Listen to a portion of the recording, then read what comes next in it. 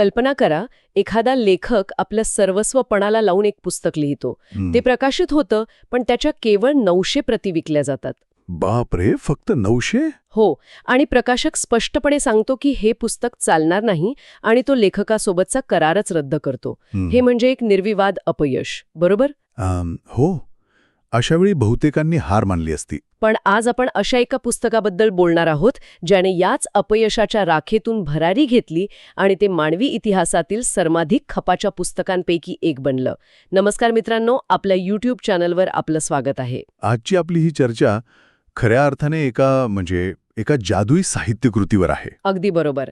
आपण बोलत आहोत पाउलो कोएल्हो यांच्या द अल्केमिस्ट या जगप्रसिद्ध पुस्तकाबद्दल, ज्याचा अत्यंत प्रवाही आणि सुंदर मराठी अनुवाद मंजुल पब्लिशिंग हाऊसने प्रकाशित केला असून तो डॉक्टर शुचिता नांदापूरकर फडके यांनी केला आहे. आणि या पुस्तकाचा स्वतःचा इतिहास एखाद्या चित्रपटाला शोभेल असाच आहे बरं का. हो का? म्हणजे काय झालं होतं नेमकं? 1988 साली ब्राझीलमध्ये जेव्हा कोएल्हो यांनी हे पुस्तक लिहिलं, तेव्हा ते 41 वर्षांचे होते. सुरुवातीच्या अपयशानंतर ते हताश नक्कीच झाले, पण पुस्तकाच्या तत्वज्ञानावरचा त्यांचा विश्वास डळमळीत झाला नाही. अच्छा, म्हणजे त्यांनी प्रयत्न सोडले नाहीत? अजिबात नाही. त्यांनी स्वतःच दुसऱ्या प्रकाशकाचा शोध सुरू ठेवला. आणि काही काळानंतर अमेरिकेचे तत्कालीन राष्ट्राध्यक्ष बिल क्लिंटन यांच्या हातात हे पुस्तक असलेला एक फोटो प्रसिद्ध झाला. अरेच्छा, बिल क्लिंटन? हो, आणि त्यानंतर पॉप गायिका मॅडॉना हिने एका मुलाखतीत या पुस्तकाची स्तुती केली आणि तिथून या पुस्तकाने जो वेग पकडला तो थक्क करणार आहे. बापरे, म्हणजे थेट न्यूयॉर्क टाइम्सच्या लिस्टवर गेलं असेल हे? अगदी.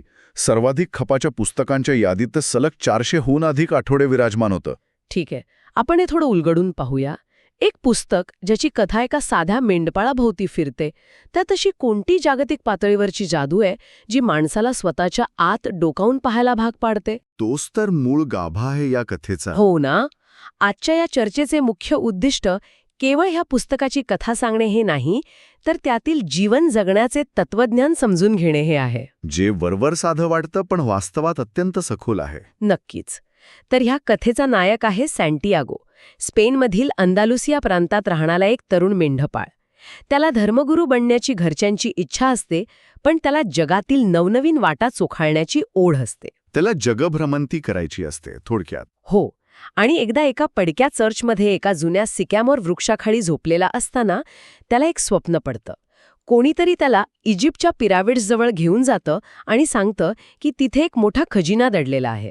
हे स्वप्न त्याला वारंवार पडू लागतं. आणि हाच तो क्षण असतो जिथून सँटियागोला त्याच्या स्वनियतीची, ज्याला इंग्रजीत पर्सनल लेजंड म्हणतात, त्याची हाक ऐकू येते. बरोबर. पण ह्या प्रवासाला निघण्यापूर्वी त्याची भेट एका गूढ व्यक्तीशी होते ना? हो, सालेमचा राजा मेल्कीसेदेक. हा राजा सँटियागोला एक छोटीशी गोष्ट सांगतो. ती चमच्यातल्या तेलाची गोष्ट? हो, तीच. ती गोष्ट केवळ या पुस्तकाचाच नाही, तर मानवी आयुष्याचा एक मोठा पाया आहे. म्हणजे नक्की काय सांगतो तो? तो सांगतो की एका मुलाला जगातील सर्वात ज्ञानी माणसाकडे सुखी होण्याचं रहस्य शोधण्यासाठी पाठवलं जातं. तो मुलगा वाळवंट पार करून एका भव्य राजवाड्यात पोहोचतो. तिथे तो ज्ञानी माणूस त्या मुलाला एका चमच्यात 2 थेंब देतो. फक्त 2 थेंब? हो, आणि सांगतो की जा, माझ्या या राजवाड्यात फेरफटका मारून ये, पण हे तेल सांडता कामा नये. मग तो मुलगा काय करतो? मुलगा राजवाड्याचे सौंदर्य पाहण्याऐवजी फक्त त्या चमच्यातील तेलावर लक्ष केंद्रित करत फिरतो. तो परत आल्यावर ज्ञानी माणूस विचारतो, तू माझ्या बागेतील फुलं पाहिलीस का? लायब्ररीतील पुस्तके पाहिलीस का? त्याने काहीच पाहिलेलं नसतं ना? अगदी. मग ज्ञानी माणूस त्याला पुन्हा पाठवतो. यावेळी मुलगा राजवाड्याचं सगळं सौंदर्य डोळे भरून पाहतो, पण परत आल्यावर बघतो तर चमच्यातील तेल सांडलेलं असतं. अरे बापरे. तेव्हा तो ज्ञानी माणूस त्याला सुखाचे खरे रहस्य सांगतो. जगातील सर्व आश्चर्यकारक गोष्टींचं सौंदर्य पाहणे आणि त्याचवेळी चमच्यातील तेलाचं थेंब कधीही न विसरणे, हेच सुखाचं रहस्य आहे. तर या सगळ्याचा नेमका अर्थ काय? जर आपण या गोष्टीचं मानसशास्त्रीय विश्लेषण केलं तर तेलाचे थेंब म्हणजे आपला मूळ उद्देश, आपली कर्तव्य किंवा आपली ध्येय आहेत, बरोबर? 100%. आणि तो सुंदर राजवाडा म्हणजे हे जग, यात मिळणारे आनंद आणि इथली प्रलोभने. अनेकदा आपण 2 टोकाची भूमिका घेतो. म्हणजे कसं?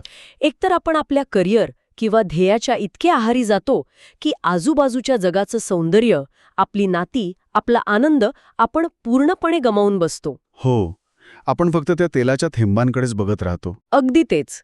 किंवा दुसऱ्या बाजूला आपण फक्त जगाच्या सौंदर्यात आणि मजेत इतके हरवून जातो की आपण मुळात काय करायला आलो होतो तेच विसरून जातो. म्हणजे तेल सांडून बसतो. हो, या दोन्हींचा समतोल साधणं हेच खरं आव्हान आहे ना. अगदी मुळावर बोट ठेवलं. ही कथा आपल्याला आपली स्वनियती आणि आपली सद्यस्थिती यांचा समतोल कसा राखावा हे शिकवते. सँटियागोला राजा हेच सुचवत असतो की खजिन्याच्या शोधात निघताना जगाचं सौंदर्य अनुभवायला विसरू नकोस. पण त्याच वेळी खजिना शोधायचा आहे हे मूळ ध्येयही नजरेआड होऊ देऊ नकोस. अगदी तसंच. याच प्रवासात राजा सँटियागोला ओरीम आणि थुम्मीम नावाचे 2 खडे देतो. ते होकार आणि नकार दर्शवणारे खडे ना. हो, एक पांढरा आणि एक काळा. जेव्हा निर्णय घेणं कठीण होतं तेव्हा हे खडे संकेतांचा म्हणजे ओमेन्सचा अर्थ लावायला मदत करतात. आणि या संकेतांच्या संदर्भातच पुस्तकात एक अत्यंत गाजलेलं वाक्य येतं. हो, ते संपूर्ण विश्वाचं वाक्य. हो, जेव्हा तुम्ही एखादी गोष्ट मनापासून इच्छिता तेव्हा संपूर्ण विश्व ती मिळवून देण्यासाठी कटिबद्ध होतं. हे वाक्य ऐकायला खूप छान वाटतं, एकदम प्रेरणादायी. नक्कीच. पण थांबा, इथे माझा एक मोठा आक्षेप आहे. अच्छा, काय? जर सँटियागो खऱ्या मनाने आपला खजिना शोधायला निघाला होता आणि संपूर्ण विश्व त्याला मदत करायला कटिबद्ध होतं, तर मग तो स्पेनवरून आफ्रिकेत पोहोचल्या पहिल्याच दिवशी त्याला का लुटलं जातं? हा प्रश्न पडणं स्वाभाविक आहे. हो ना, त्याचे सगळे पैसे चोरीला जातात. त्याला एका काच सामान विकणाऱ्या व्यापाऱ्याकडे वर्षभर भांडी घासण्याचं काम करावं लागतं. जर विश्व मदत करतंय तर हे अडथळे का? हे थोडं टॉक्सिक पॉझिटिव्हिटीसारखं नाही का वाटत? इथली सर्वात आकर्षक गोष्ट म्हणजे पाउलो कोएल्हो यांनी याला केवळ सकारात्मक विचारांपुरतं मर्यादित ठेवलेलं नाही. विश्वाची मदत म्हणजे तुमच्यासाठी रेड कार्पेट अंथरणं नव्हे. मग काय आहे विश्वाची मदत? जर आपण याला व्यापक दृष्टिकोनातून पाहिले तर हे अडथळे म्हणजे जगदात्म्याची म्हणजे सोल ऑफ द वर्ल्डची एक परीक्षा असते. ती एक प्रकारची कोर्स करेक्शन असते. म्हणजे त्याला लुटलं जाणं हा अपघात नव्हता. नाही, तो त्याच्या प्रवासाचा एक आवश्यक टप्पा असतो. कारण त्या काच सामान विकणाऱ्या व्यापाऱ्याकडे काम करताना सँटियागो मानवी मनातील एका भयानक शत्रूचा सामना करतो. कोणता शत्रू? यशस्वी होण्याची भीती. यशस्वी होण्याची भीती म्हणजे मी अपयशाची भीती ऐकली आहे, पण यशस्वी होण्याची भीती कशी असू शकते? हाच तर त्या व्यापाऱ्याचा आणि सँटियागोच्या संवादातील गाभा आहे. तो व्यापारी मक्का शहराची यात्रा करण्याचं स्वप्न उराशी बाळगून असतो. सँटियागो त्याला विचारतो की आता तुझ्याकडे पुरेसे पैसे आहेत तर तू मक्केला का जात नाहीस? तेव्हा तो व्यापारी जे उत्तर देतो ते मानवी मानसशास्त्राचं भयानक सत्य आहे. काय म्हणतो तो? तो म्हणतो, मला मक्केला जायची इच्छा आहे, हेच तर मला जिवंत ठेवतं. जर मी माझं स्वप्न पूर्ण केलं तर त्यानंतर जगण्यासाठी माझ्याकडे कोणतंच कारण उरणार नाही. मला भीती वाटते की माझं स्वप्न साकार झाल्यावर मला नैराश्य येईल. बापरे, हे खूपच वेगळं आहे. हो, अनेक लोक याच कारणामुळे आपली स्वप्न कधीच पूर्ण करत नाहीत. त्यांना ती स्वप्ने फक्त स्वप्ने म्हणूनच ठेवायची असतात. त्यांना ती प्रत्यक्षात आणण्याची जबाबदारी आणि त्यानंतरची पोकळी नको असते. हे खरंच विचार करायला लावणार आहे. म्हणजे आपण अनेकदा परिस्थितीला दोष देतो, पण आत कुठेतरी आपल्याला स्वतःच्याच क्षमतेची भीती वाटत असते. अगदी बरोबर. आणि याच काळात सँटियागो मक्तूब हा अरबी शब्द शिकतो, बरोबर? ज्याचा अर्थ आहे जे आधीच लिहून ठेवले आहे. होय, आणि मक्तूबचा अर्थ असा नाही की तुम्ही काहीच करू नका आणि नशिबावर विसंबून राहा. मग त्याचा खरा अर्थ काय? मक्तूबचा अर्थ असा आहे की जे काही घडत आहे, मग ते चांगलं असो वा वाईट, ते तुमच्या विकासासाठी एका मोठ्या आराखड्याचा भाग आहे. जेव्हा सँटियागो हे स्वीकारतो तेव्हा त्याला लुटलं गेल्याचं दुःख उरत नाही. तो त्याला एक धडा मानतो. अगदी.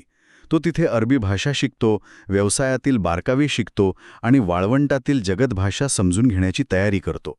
विश्व तुम्हाला हवं ते थेट हातात देत नाही, तर ते मिळवण्यासाठी आवश्यक असलेली पात्रता तुमच्यात निर्माण करतं. इथेच हा विषय खऱ्या अर्थाने रंजक होतो, कारण भीतीवर मात करून सँटियागो वाळवंटाचा प्रवास सुरू करतो. एका मोठ्या तांड्यासोबत तो अल फयूम नावाच्या एका ओॲसिसमध्ये पोहोचतो. आणि तिथेच कथेला एक नवीन वळण मिळतं. हो, तिथे त्याची भेट फातिमा नावाच्या एका तरुणीशी होते आणि तो पहिल्याच नजरेत तिच्या प्रेमात पडतो. त्याला वाटतं की आपला खजिना, आपलं सर्वस्व आता इथेच आहे. पिरामिड्सकडे जाण्याची काय गरज आहे? आत्तापर्यंत सँटियागोला भीती अडवत होती, पण आता त्याला प्रेम अडवते. भीती हा एक नकारात्मक अडथळा होता, पण प्रेम तर एक सुंदर आणि सकारात्मक गोष्ट आहे ना, मग तो अडथळा कसा होऊ शकतो? हा मानवी आयुष्यातला दुसरा सर्वात मोठा अडथळा आहे कम्फर्ट झोन किंवा सुरक्षिततेची भावना. समाजाने आपल्याला प्रेमाची जी व्याख्या शिकवली आहे ती बऱ्याचदा मालकी हक्कावर आधारित असते. हो, तू माझ्यासोबतच राहिलं पाहिजेस, असं काहीसं. अगदी. पण कुएलो इथे खऱ्या प्रेमाची अत्यंत प्रगल्भ व्याख्या करतात. फातिमा सँटियागोला तिथे थांबवत नाही. ती म्हणते मी वाळवंटातील स्त्री आहे. इथल्या पुरुषांना परत येण्यासाठी मुळात इथून जावं लागतं हे मला माहीत आहे. जर तुझा खजिना पिरमिडजवळ आहे तर तू तिथे जायलाच हवं. अरे वा. पुस्तकात म्हटलंय जगतभाषा बोलणारं खरं प्रेम कधीच कोणाला आपल्या नियतीपासून दूर ठेवत नसतं. जर एखाद्या नात्यामुळे किंवा प्रेमामुळे तुम्हाला तुमची मूळ स्वप्न सोडून द्यावी लागत असतील तर ते प्रेम तुम्हाला एका पिंजऱ्यात अडकवत आहे, ते मुक्त करत नाही. हे खूपच सखोल आहे. आणि याच ओएसिसमध्ये सँटियागोची भेट दोन अत्यंत वेगळ्या प्रवृत्तीच्या लोकांशी होते. हो. एक असतो इंग्रज गृहस्थ, जो स्वतःला मोठ्या मोठ्या पुस्तकांमध्ये गाडून घेऊन अल्केमी शिकण्याचा प्रयत्न करत असतो. हो, तो सतत वाचत असतो, पण आजूबाजूच्या जगाकडे त्याचं लक्षच नसतं. आणि दुसरा असतो खुद तो अल्केमिस्ट म्हणजे खिमायागार, ज्याला पुस्तकांपेक्षा निसर्गाची भाषा अधिक अवगत असते. तो इंग्रज माणूस म्हणजे आपल्या आजच्या शिक्षण व्यवस्थेचं किंवा इन्फॉर्मेशन ओव्हरलोडचं उत्तम उदाहरण आहे. अगदी बरोबर. तो तांत्रिक ज्ञानात इतका अडकलेला असतो की तो वाळवंटातील संकेतांकडे, व्यावहारिक ज्ञानाकडे पूर्णपणे दुर्लक्ष करतो. त्याला वाटतं की किमया म्हणजे केवळ प्रयोगशाळेत शिशाचं रूपांतर सोन्यात करणे. पण खरं अल्केमिस्ट त्याला वेगळंच शिकवतो ना? हो, खरा अल्केमिस्ट सँटियागोला शिकवतो की किमयेचा खरा अर्थ हा भौतिक नाही तर मानसिक आणि आध्यात्मिक आहे. मला इथे एक आधुनिक उपमा द्यावीशी वाटते. सांगा ना. हे थोडं मसल हायपरट्रॉफीसारखं किंवा आपल्या मोबाईलचा सॉफ्टवेअर अपडेट करण्यासारखं आहे. आपण जिममध्ये जातो, वजन उचलून स्नायूंवर ताण देतो. या प्रक्रियेत स्नायूंचे तंतू आतून तुटतात, पण जेव्हा ते पुन्हा जोडले जातात तेव्हा ते अधिक मजबूत आणि मोठे होतात. अगदी समर्पक उपमा आहे ही. किंवा जसं मोबाईल चांगला चालण्यासाठी जुने निरुपयोगी फाईल्स आणि कोडिंग डिलीट करून नवीन सॉफ्टवेअर इन्स्टॉल करावं लागतं, तसंच माणसाचं आहे. खऱ्या किम्याचा अर्थ आहे स्वतःमधील भीतीचे, अहंकाराचे जुने विचार काढून टाकणे आणि संकटांचा ताण सहन करून स्वतःला अधिक प्रगल्भ बनवणे. स्वतःचं सतत अपग्रेडेशन करणं हीच खरी किम्या आहे. खूपच छान दृष्टिकोन आहे. अल्केमिस्ट यात प्रक्रियेला महत् कार्य म्हणतो. तो सांगतो की जेव्हा आपण स्वतःला अधिक चांगले बनवण्याचा प्रयत्न करतो तेव्हा आपल्या आजूबाजूचे जगही आपोआप अधिक चांगले बनते. म्हणजे स्वतःत बदल घडवणं? हो. या महत् कार्याचे दोन भाग आहेत. अमृत, जे मानसिक आजार आणि नैराश्य दूर ठेवते, आणि परीस, जो कोणत्याही साधारण गोष्टीचे मोलाच्या गोष्टीत रूपांतर करतो. पण हे सर्व प्रतिकात्मक आहे. अगदी. आणि सँटियागोला आता याच प्रक्रियेतून जावे लागणार असते. आणि या प्रक्रियेचा सर्वात थरारक टप्पा म्हणजे या कथेचा उत्कर्ष बिंदू.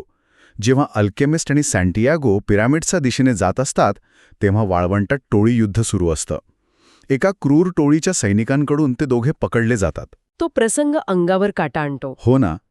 सैनिक त्यांना मारून टाकणार असतात तेव्हा जीव वाचवण्यासाठी अल्केमिस्ट त्यांच्या प्रमुखाला म्हणतो की माझ्यासोबतचा हा तरुण एक मोठा किम्यागार आहे आणि तो उद्या स्वतःला वाऱ्यात रूपांतरित करून दाखवेल. आणि सँटियागो हे ऐकून हादरूनच जातो. त्याला वाटतं की आता आपला मृत्यू निश्चित आहे. पण तिथे जे घडतं ते वाचताना खरंच थक्क व्हायला होतं. सँटियागो स्वतःच्या आत डोकावतो. तो निसर्गाशी संवाद साधतो. वाळवंटाशी, वाऱ्याशी, सूर्याशी आणि शेवटी त्या ईश्वराशी तो एकरूप होतो. तो ओळखतो की जगात्मा आणि त्याचा स्वतःचा आत्मा वेगळे नसून एकच आहेत. तिथे एक प्रचंड वादळ निर्माण होतं आणि सँटियागो खरोखरच स्वतःला वाऱ्यात रूपांतरित करतो. हा प्रसंग म्हणजे निव्वळ चमत्कार नाही तर ती मानवी मनाच्या अथांग क्षमतेची ओळख आहे. जेव्हा माणसाच्या अस्तित्वावरच प्रश्नचिन्ह निर्माण होतं, जेव्हा पाठीशी भिंत लागते, तेव्हा माणूस एका फ्लो स्टेटमध्ये जातो. म्हणजे त्याची पूर्ण क्षमता पणाला लागते. अगदी. त्याच्यातील सर्वोच्च क्षमता तेव्हाच बाहेर येते जेव्हा तो स्वतःच्या भीतीवर पूर्णपणे मात करतो. सँटियागोला आता समजलेलं असतं की तो केवळ या विश्वाचा एक भाग नाहीये, तर हे संपूर्ण विश्व त्याच्यात समावलेलं आहे. आणि यानंतर अल्केमिस्ट सँटियागोचा निरोप घेतो आणि सँटियागो एकटाच इजिप्तच्या पिरॅमिड्सपर्यंत पोहोचतो. तो आनंदाने रडू लागतो. जिथे त्याचे अश्रू पडतात तो तिथे वाळू उखरायला सुरुवात करतो. आणि इथेच या कथेचा सर्वात मोठा आणि धक्कादायक ट्विस्ट येतो. तो ट्विस्ट म्हणजे बापरे. तो खड्डा खणत असताना तिथे काही चोर येतात, ते त्याला बेदम मारहाण करतात. तो काय करतोय असं विचारल्यावर सँटियागो त्यांना आपल्या स्वप्नाबद्दल सांगतो. तेव्हा त्या चोरांचा मूर्ख्या हसतो. आणि त्याला काय म्हणतो? तो म्हणतो, तू किती मूर्ख आहेस. मलाही 2 वर्षांपूर्वी एक स्वप्न पडलं होतं. मला स्वप्नात दिसलं की स्पेनमध्ये एका पडक्या चर्चमध्ये जिथे एक मोठं सिकामोरचं झाड आहे, तिथे मोठा खजिना दडलेला आहे. पण मी काय तुझ्यासारखा वेडा नाहीये, जो एका स्वप्नासाठी वाळवंट पार करून जाईल. आणि ते चोर त्याला तिथे रक्ताळलेल्या अवस्थेत टाकून निघून जातात. यावरून एक महत्वाचा प्रश्न उभा राहतो. सँटियागो तिथे मार खाऊन पडलेला असतो तरीही तो हसत असतो, कारण त्याला समजलेलं असतं की त्याचा खजिना तिथेच स्पेनमध्ये त्या पडक्या चर्चमध्ये आहे, जिथून त्याने आपला प्रवास सुरू केला होता. पण मग हाच तर माझा प्रश्न आहे. जर खजिना तिथेच होता जिथून त्याने सुरुवात केली होती, तर मग या संपूर्ण प्रवासाचा, आफ्रिकेत जाण्याचा, लुटल्या जाण्याचा, वाळवंट पार करण्याचा आणि जीव धोक्यात घालण्याचा काय उपयोग? त्याने हा एवढा प्रदीर्घ प्रवास का केला? कारण गंतव्यस्थान हे केवळ प्रवासाला सुरुवात करण्यासाठी दिलेलं एक निमित्त असतं. खरा खजिना तो सोन्या नाण्यांचा डब्बा नसतोच. अच्छा, म्हणजे प्रवासच खजिना होता? अगदी.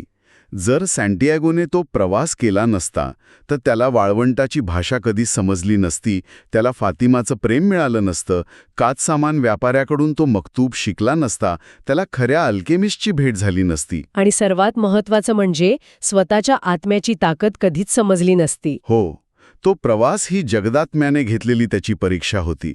स्पेनमधील खजिना त्याला भौतिक संपत्ती देईल, पण प्रवासाने त्याला जी आध्यात्मिक संपत्ती दिली ती त्या खजिन्यापेक्षा कितीतरी पटीने मोठी होती. हे खरोखरच अफाट आहे. आपण अनेकदा आपल्या जीवनात यश म्हणजे केवळ अंतिम ध्येय गाठणे असं मानतो. पण त्या ध्येयापर्यंत पोहोचण्याच्या प्रक्रियेत आपण कोण बनतो हे अधिक महत्वाचे असते. म्हणूनच हे पुस्तक प्रत्येकाने का वाचावे? या पुस्तकाच्या शेवटी दिलेल्या एका मुलाखतीत स्वतः पाउलो कोएल्हो यांनी याचं अतिशय सुंदर उत्तर दिलं आहे. काय म्हणतात ते? ते म्हणतात, जिवंत असताना मरणे म्हणजे धोका न पत्करणे.